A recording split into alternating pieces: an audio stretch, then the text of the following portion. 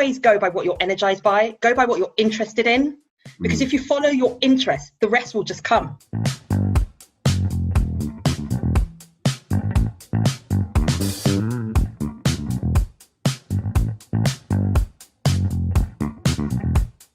My name is Wilhelmina John. I work as a Learning and Development Manager at PepsiCo, and I'm part of what's called a COE, which is a Centre of Excellence. So what that basically means is that I design programs, so learning programs for employees across Europe. So that's about 60,000 people. I think one thing which is probably going to be a very cliche thing to say is I love learning. All right. So I've always loved learning. I love reading. I read lots of books all the time. I really like helping people. So I do quite a bit of volunteering. So I'm part of like mentoring schemes in the past. I love traveling. And with my job, I've been able to do a lot of that throughout my career. So I like to go away a lot. I like meeting new people. I genuinely like helping people.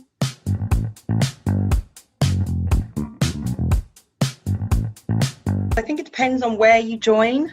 Like, for example, I joined PepsiCo about 3 years ago, and I've pretty much worked from home all the time.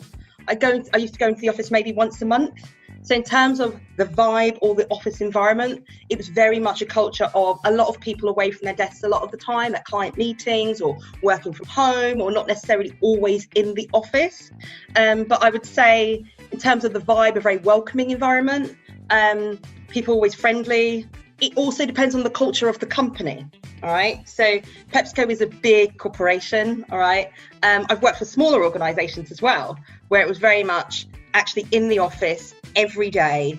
You can really feel the culture. You can feel the valuables more because it's more tangible. And I was also in my previous roles doing things like running onboarding programs. All right. So that's, meeting every single person that starts the business. So you get to kind of sense and feel that more in a day to day.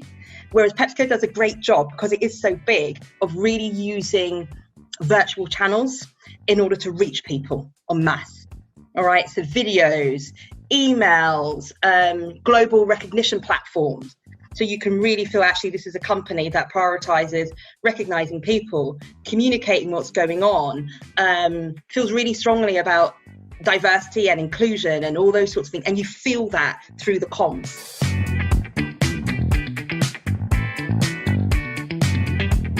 I think what's best to say is I had no plan. I didn't know where I was going to be or where I wanted to be, and I didn't even try pretending like I did. I've worked from a really young age, so I've always had part-time jobs. I've been working since the age of 14. I used to work in a flower shop, and that was a really good experience at a young age because it got me in an environment where I was talking to people. I was working on building bouquets, decorating halls. So I was able to kind of really, develop those kind of communication skills and those customer service skills at quite a young age. And then at the age of 17, 18, I went to university.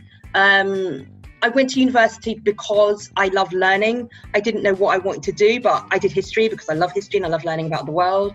To do something a bit different, I also did American studies because there was an opportunity to go live abroad, and that's what I did as part of my degree.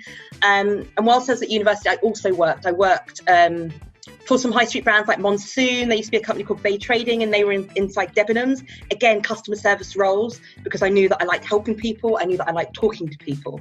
So that was something that I've always done.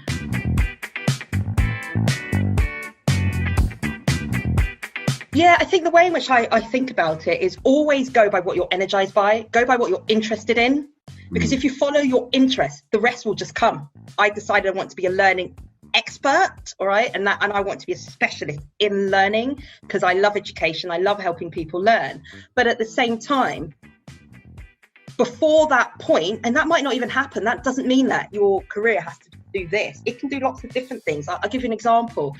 After I was at that company called Dunnhumby for a year, the recession hit and they completely collapsed and made my department redundant. All right. But with that, they said, actually, this is someone in terms of her value system we think fits with our company. And I started in a rotational role in recruitment. All right. So I did a mini stint in recruitment and I worked on graduate recruitment. And I actually, out of the recruitment, I actually preferred the graduate side of things. But I think, again, that's because it was more about developing people. And, within 3 to 6 months, another role, a learning role came in the UK team, and I took that. But at the same time, there was an opportunity for me there to learn, and I took it. All right. It wasn't in learning, but actually I was still keen to learn, and I learned something else. I realized actually recruitment's not for me, but at the same time, it's useful information and knowledge to have. So that's what I would probably say. There's always opportunities out there, and I think it's just working out based on where you are in your circumstances, what are the right opportunities for you.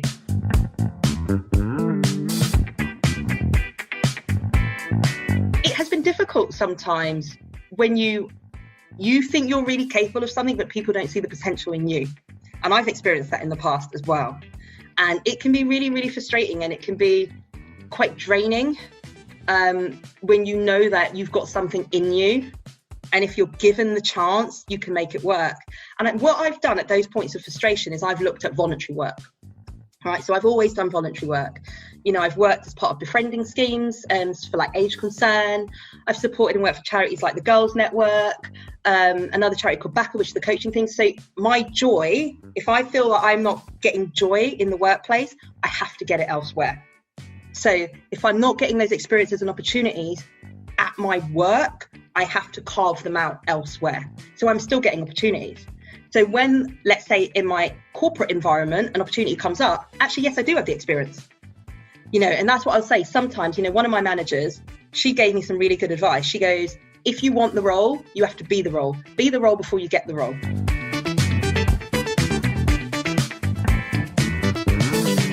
I think I've been really lucky with the organisations that I've worked with, but I think I've also been really lucky with the parents that I had. I got brought up in an environment where I wasn't allowed to say, this isn't happening for this reason. All right, my parents were very much like, keep going. And I think with that kind of backing and support, you know, my mum used to say this to me all the time, they don't know who they're dealing with. You know, she used to say this to me from such a young age. And with that kind of mentality, that distilled in me that whatever setbacks I get, I'm capable of stuff. All right. And yes, you know, most of the times, you know, I would say I'm probably a minority. Does that bother me? Does that faze me? Not particularly. But it doesn't bother me or faze me because I'm very confident in my abilities, and I'm confident in my abilities because I've done a lot of work on myself, if I'm going to be honest. You know, I'm constantly looking at developing myself, ways in which I can improve myself, ways that I can be better than my peers. And again, it goes because I follow my interest.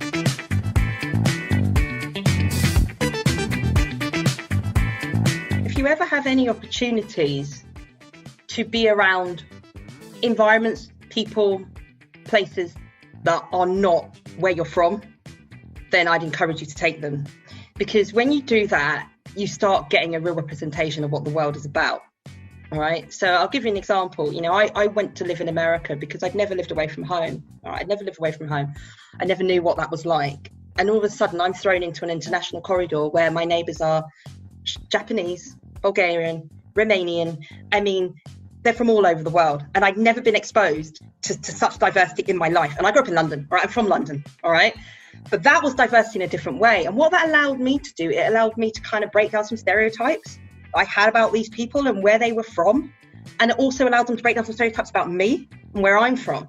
So that is one piece of advice that I will give. Whenever you have the opportunity, it can be scary, it can be really scary because you're different and they are different, but whenever you have the opportunity to be in an environment that is not comfortable, put yourself in there. The world is different from the little pockets that we grow up in. All right, I grew up in a very diverse area where I had aunts and uncles that were white, that were Asian, and that's how I grew up. So I'm used to that level of diversity. But when you go to the level down, that's what I was not used to. All right, when you start talking about different nationalities, etc. And that's why I travel a lot as well.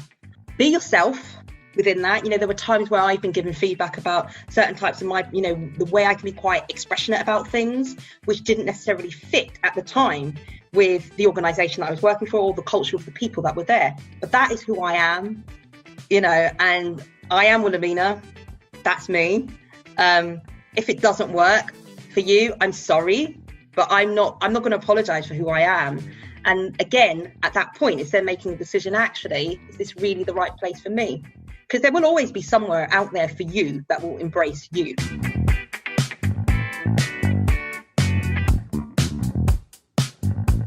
just be patient with yourself. You know, I was not very confident when I was that young. You know, I didn't really know what I wanted to do. I was a little bit more, I say, introverted, I would say, unsure of myself. And what I'll say is, it's easy to say believe in yourself, but what I'm going to say is just experience life. You know, go with what you're energized by, what you're curious about, have experiences, and the experiences will build your confidence.